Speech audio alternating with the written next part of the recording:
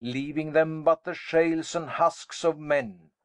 There is not work enough for all our hands, scarce blood enough in all their sickly veins to give each naked curtle-axe a stain, that our French gallant shall to-day draw out, and sheath for lack of sport, let us but blow on them. The vapour of our valour will overturn them.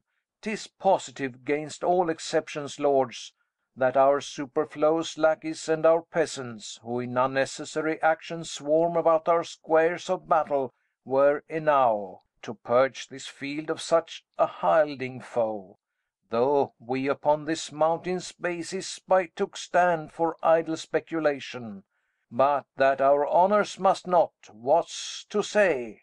A very little let us do, and all is done. Then let the trumpets sound, the tucket sounds, and the note to mount, for our approach shall so much dare the field, that England shall couch down in fear and yield. Enter Grand Pré. Why do you stay so long, my lords of France? Yon island Carians, desperate of their bones, ill-favouredly become the morning field. Their ragged curtains poorly are let loose, and our air shakes them, passing scornfully. Big Mars seems bankrupt in their beggared host, and faintly through a rusty beaver peeps. The horsemen sit like fixed candlesticks, with torch-staves in their hand, and their poor jades lob down their heads, dropping the hides and hips, the gummed-down roping from their pale dead eyes, and in their pale dull mouths the gimel-bit lies foul with chewed grass, still and motionless. And their executors, the knavish crows, fly o'er them, all impatient for their hour. Description cannot suit itself in words to demonstrate the life of such a battle in life so lifeless as it shows itself. They have said their prayers, and they stay for death. Shall we go send them dinners and fresh suits, and give their fasting horses provender, and after fight with them? I stay but for my guidon. To the field! I will the banner from a trumpet take, and use it for my haste. Come, come away! The sun is high, and we outwear the day. Exeunt. Scene 3. The English camp. Enter Gloucester, Bedford, Exeter, Erpingham, with all his host, Salisbury, and Westmoreland. Where is the king? The king himself is rode to view their battle. Of fighting men they have full 70,000. There's 5 to 1. Besides, they are all fresh. God's arm strike with us. 'Tis a fearful odds. God be with you, Princess Earl. I'll to my charge. If we no more meet till we meet in heaven, then joyfully, my noble Lord of Bedford, my dear Lord Gloucester, and my good Lord Exeter, and my kind kinsmen, warriors all, adieu. Farewell, good Salisbury, and good luck go with thee. Farewell, kind lord. Fight valiantly today. And yet I do thee wrong to mind thee of it, for thou art framed of the firm truth of valour. Exit Salisbury. He is full of valour as of kindness, princely in both. Enter the king. Oh, that we had now here but 1/10,000 of those men in England that do no work to-day. What's he that wishes so? My cousin Westmoreland? No, my fair cousin. If we are marked to die, we are enow to do our country loss, and if to live, the fewer men, the greater share of honour. God's will, I pray thee, wish not one man more.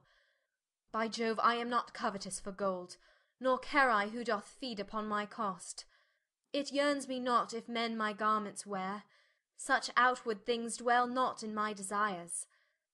But if it be a sin to covet honour, I am the most offending soul alive. No, faith, my cause, wish not a man from England. God's peace! I would not lose so great an honour as one man more methinks would share from me for the best hope I have. Oh, do not wish one more. Rather proclaim it, Westmoreland, through my host, that he which hath no stomach to this fight, let him depart. His passport shall be made, and crowns for convoy put into his purse. We would not die in that man's company that fears his fellowship to die with us. This day is called the Feast of Crispian.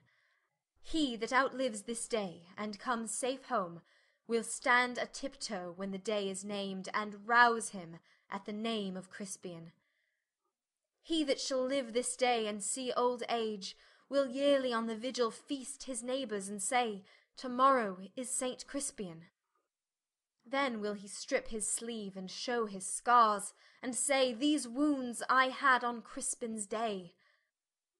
Old men forget, yet all shall be forgot, but he'll remember with advantages what feats he did that day. Then shall our names, familiar in his mouth as household words, Harry the King, Bedford and Exeter, Warwick and Talbot, Salisbury and Gloucester, be in their flowing cups freshly remembered. This story shall the good man teach his son, and Crispin Crispian shall ne'er go by from this day to the ending of the world, but we in it shall be remembered.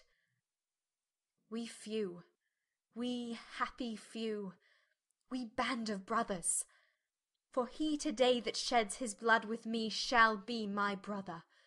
Be he ne'er so vile, this day shall gentle his condition.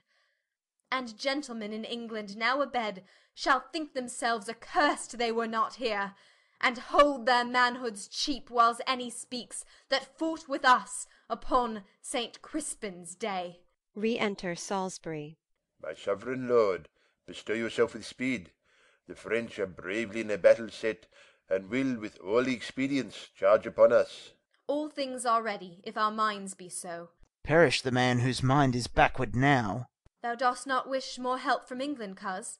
God's will, my liege, would you and I alone, without more help, could fight this royal battle. Why now thou hast unwished 5,000 men, which likes me better than to wish us one. You know your places. God be with you all. Tucket. Enter Montjoy. Once more I come to know of thee, King Harry, if for thy ransom thou wilt now compound, before thy most assured overthrow. For certainly thou art so near the gulf, thou needs must be inglutted. Besides, in mercy, the constable desires thee, thou wilt mind thy followers of repentance, that their souls may make a peaceful and a sweet retire from off these fields, where, wretches, their poor bodies must lie and fester. Who hath sent thee now? The constable of France. I pray thee, bear my former answer back. Bid them achieve me, and then sell my bones. Good God, why should they mock poor fellows thus? The man that once did sell the lion's skin while the beast lived was killed with hunting him. A many of our bodies shall no doubt find native graves, upon the which, I trust, shall witness live in brass of this day's work. And those that leave their valiant bones in France, dying like men, though buried in your dunghills, they shall be famed. For there the sun shall greet them, and draw their honours reeking up to heaven, leaving their earthly parts to choke your clime, the smell whereof shall breed a plague in France. Mark then abounding valour in our English, that, being dead, like to the bullets grazing, break out into a second course of mischief, killing in relapse of mortality. Let me speak proudly. Tell the constable we are but warriors for the working day. Our gayness and our guilt are all besmirched with rainy marching in the painful field. There's not a piece of feather in our host. Good argument, I hope we will not fly, and time hath worn us into slovenry. But by the mass our hearts are in the trim, and my poor soldiers tell me, yet ere night they'll be in fresher robes, or they will pluck the gay new coats o'er the French soldiers' heads, and turn them out of service. If they do this, as, if God please, they shall, my ransom then will soon be levied. Herald, save thou thy labour. Come thou no more for ransom, gentle herald. They shall have none, I swear, but these my joints, which, if they have as I will leave 'em then, shall yield them little. Tell the constable. I shall, King Harry, and so fare thee well. Thou never shalt hear herald any more. Exit. I fear thou'lt once more come again for ransom. Enter York. My lord, most humbly on my knee I beg the leading of the varward. Take it, brave York.